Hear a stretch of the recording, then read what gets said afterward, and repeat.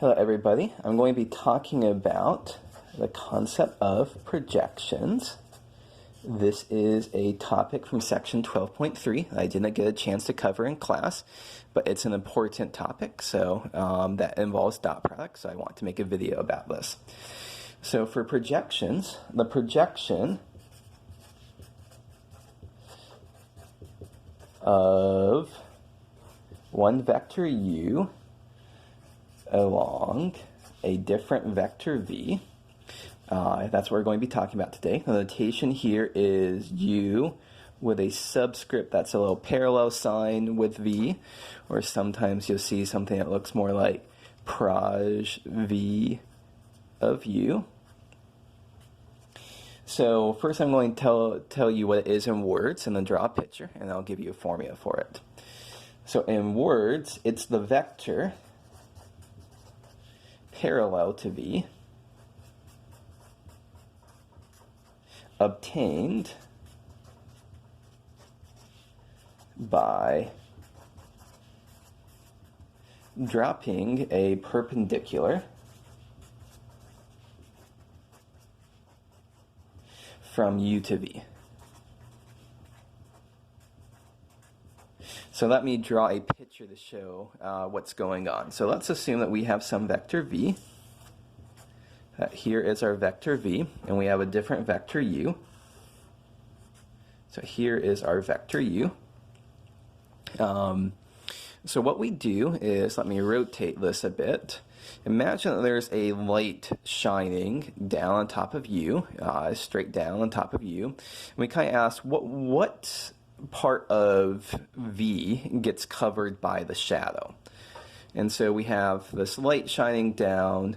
We can kind of see dropping the perpendicular, that's why I use that phrase here, that this much of v, let me shade this in, this much of v would be covered by the shadow cast by u.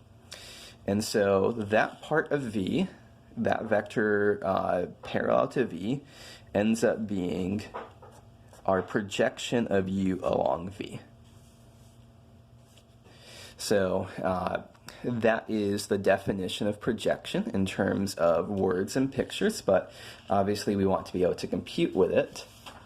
So it would be easier, we had a formula, and so our formula for the projection is the projection of u along v is u dot v over v dot v times v.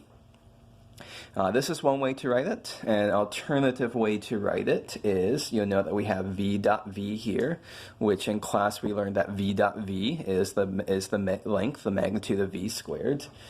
So the alternative way to write this is u dot v over the magnitude of v, quantity squared, all of that times v.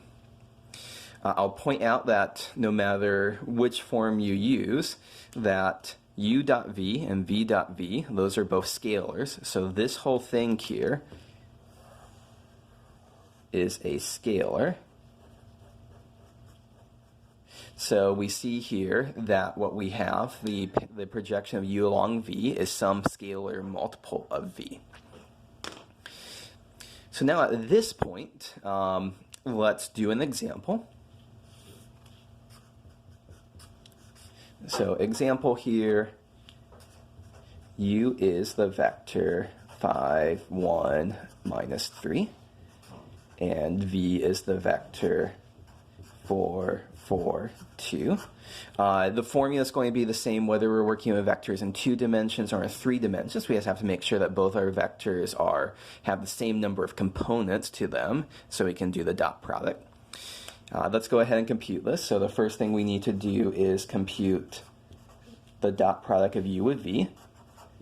5 times 4 plus 1 times 4 plus minus 3 times 2. 5 times 4 plus 1 times 4 plus minus 3 times 2. And that ends up being 18.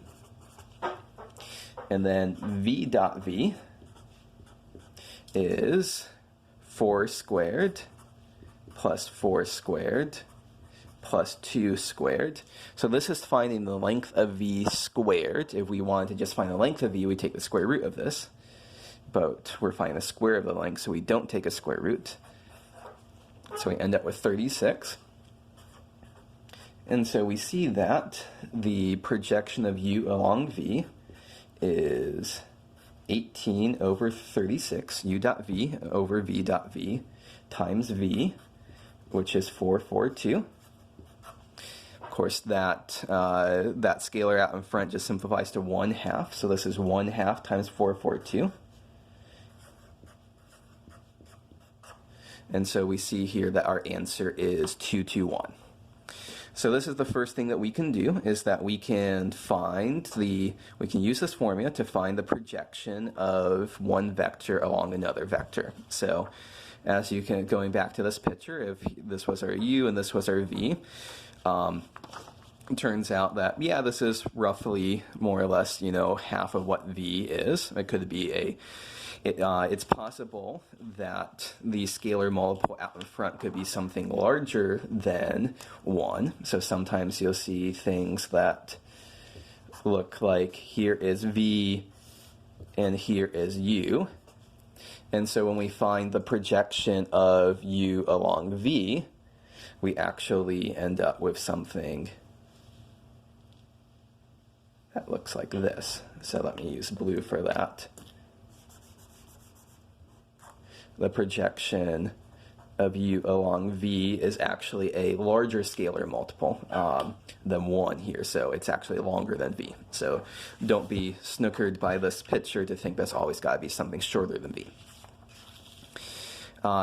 Two other things I want to do right now is I want to talk about decompositions.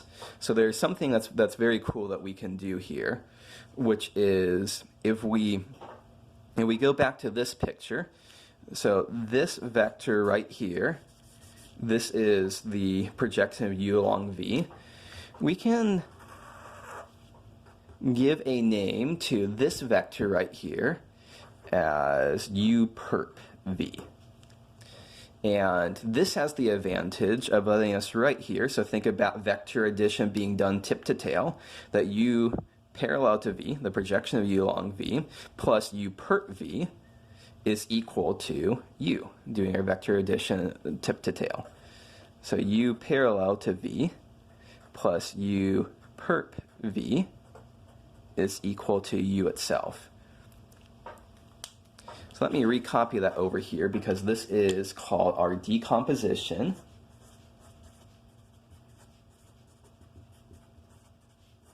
of u with respect to v. And so that says u perp v plus u parallel to v is equal to u. And so you might wonder, how do we find, in a given problem, how do we find what u perp v is? Well, we know what u is. We're assuming that we're given that. We just found, we have the formula for finding the projection of u along v. So we can just rearrange this to say u perp v is equal to u minus u parallel to v. And so in our problem that we were working out earlier, we have u is 5, 1 minus 3, and the projection of u along v is 2, 2, 1. So 5, 1 minus 3 minus 2, 2, 1. And so we have found the decomposition here, that this u perp component has 3 and minus 1 and minus 4. So in our case, to summarize, u is equal to u parallel v plus u perp v. U is 5, 1 minus 3 is equal to 2, 2, 1 plus 3 minus 1 minus 4. Now we should always be thinking about how to check our answers. And the way that we check our answer is that going back to this picture here, we should realize that the u perp v and v itself have to be orthogonal to each other. They form a right angle, and you should recall, take a moment to think about how we check to see if two vectors are orthogonal to each other. We have to take the dot product and see that it's equal to 0. So we have found just right now that u perp is 3 minus 1, 4. From before, v was 4, 4, 2. So if we take the dot product of those two vectors, we should end up with 0. Let's see if everything checks out. So u perp v dotted with v is 3 times 4 plus minus 1 times 4 plus minus 4 times 2. And sure enough, we get 12 minus 4 minus 8 is 0. So these are orthogonal. And everything checks out. If we didn't see that we got 0 here, our vectors wouldn't be orthogonal, and that would tell us that something went wrong and we should go back and check our work.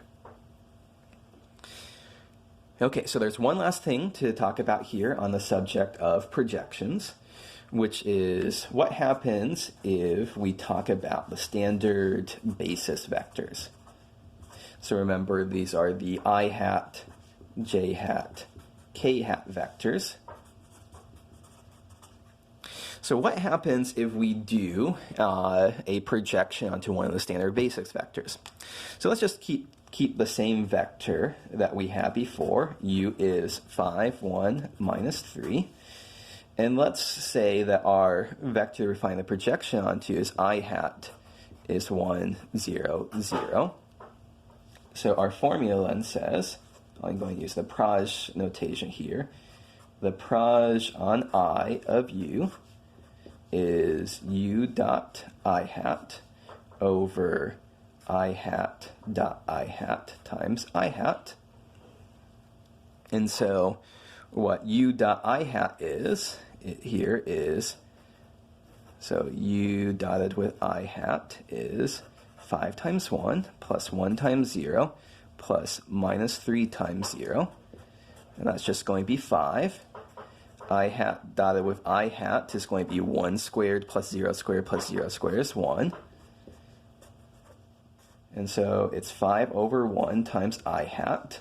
So that's 5 times 1, 0, 0. Or that's just 5, 0, 0. So finding the projection of a vector onto a standard basis vector just simply pulls out that component for you. So basically what's going on here, let me do one last picture, is, so I'm doing this in 2 dimensions. Obviously the example I just did, it was in 3 dimensions. But if here we have some vector u, and here is our I hat vector here, the projection is just projecting it all the way down onto the x-axis. It's just giving you the x component of your vector times I hat. So if u was, just to make up something here, 7, 2, well, this right here would be 7, 0. Okay, there we go.